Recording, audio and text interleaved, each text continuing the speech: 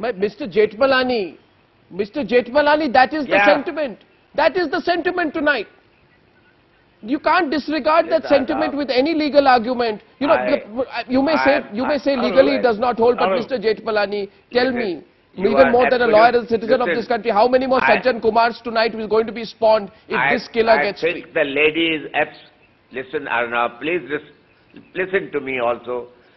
The lady is absolutely right that the Congress must have protected these people, and therefore, if the Congress and the CBI in conspiracy have succeeded in seeing to it that no evidence is forthcoming against Sajjan Kumar, then Sajjan Kumar is still entitled to argue in law that there is no evidence against me, and it is no argument to say that the Congress and the CBI must have tried to save you.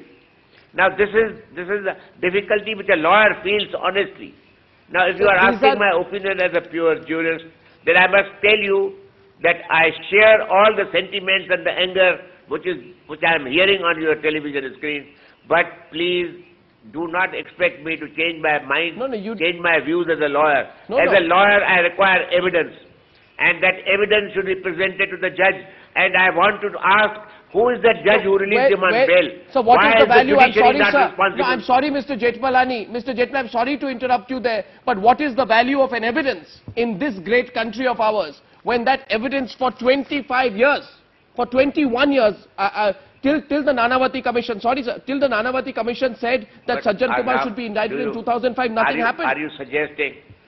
Are you suggesting that now this accused should be convicted without evidence? No, it's not about evidence. Evidence is there and lying, as Mr. Fulka told you. It is the willingness.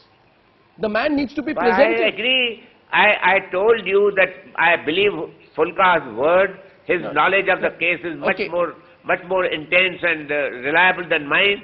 And if he tells me that there is evidence, then it is the fault of the judge who released this man on bail. No, Mr. Jethmalani, you know, yes, at least it could be the fault of the judge. I don't know. I don't want to pass judgment on what the court has done. But Mr. Tully, I want you to have the last word on this today. Why don't you pass judgment on our judiciary? I am not passing judgment on the judiciary. Judicial actions are also liable to criticism. No, but certainly, Mr. Jethmalani, one will question the process and pace of the law. So, Mr. Tully, a man who organized mobs to butcher innocents, hundreds and thousands of innocents in broad daylight, broke through the judicial cobwebs, weakened by shoddy investigations.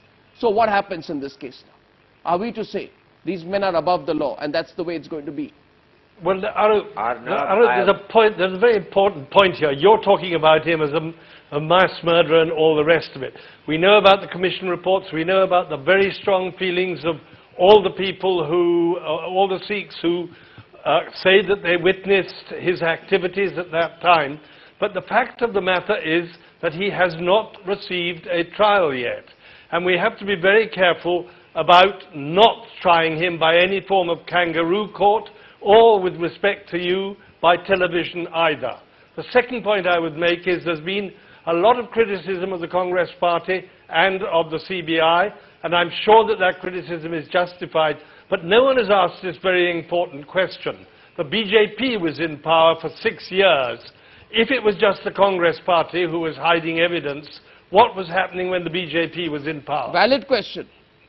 No, valid question, absolutely valid question, Mr. Tully. Absolutely valid question, but with absolute respect to you, and you know, Mr. Tully, how much regard I have for you. Mr. Jethmalani was on this show when we first discussed the Ruchika case. And even in that case, Mr. Tully, it started by saying the same thing. Don't start a kangaroo court. Let the media not do a kangaroo court. But people are angry, Mr. Tully. People have a right to ask questions. Why only VVIP treatment for people like Sajjan Kumar? What makes Sajjan Kumar so special in our system? That's the limited point. That is the limited point. No, I mean, you're absolutely right that people are angry, and the media has a duty to represent people's anger. But the media also has a duty to recognize that there are limits on the way the media should reflect people's anger, and that there are two sides to a story. Yeah. 26 years, 9 inquiry commissions, still no justice, very few convictions. Who is to be blamed? We're not going to take a call on this. But to all my guests tonight, with full knowledge of the fact that the Sajjan Kumar story is not going to end here and it's going to be followed not just on Times Now, but the rest of the media as well. Thank you for joining us on the News Hour this evening.